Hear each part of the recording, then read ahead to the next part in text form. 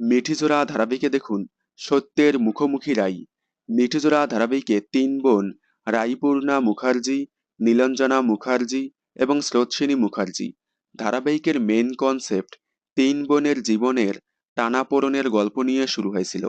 ধারাবাহিকের শুরুতেই রাইয়ের সাথে তার বোন নীলু এবং তার মায়ের খুব ভালো সম্পর্ক ছিল, কিন্তু যখনই রাইয়ের বাবা মারা যায়, নীলুর সাথে সূর্যের বিয়ে হওয়ার পর পাল্টে যায় নীলু এবং রাইয়ের মা নন্দিতা মুখার্জি।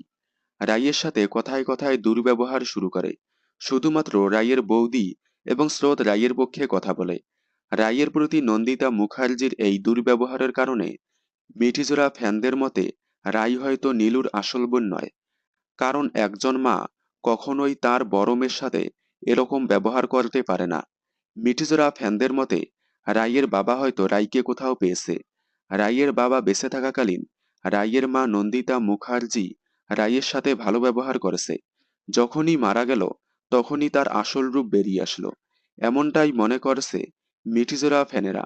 হয়তোবা ধারাবাহিকে আগামীতে রাইয়ের সাথে নীলু এবং নন্দিতা মুখার্জির সম্পর্কের কোনো মোড় আসতে চলেছে। আপনাদের কি মনে হয়, রাই কি নীলুর আসল বোন?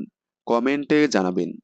বিনোদন জগতের সকল আপডেট সবার আগে পেতে চ্যানেলটি সাবস্ক্রাইব করে পাশে থাকা বেল আইকনে ক্লিক করে রাখুন। ধন্যবাদ।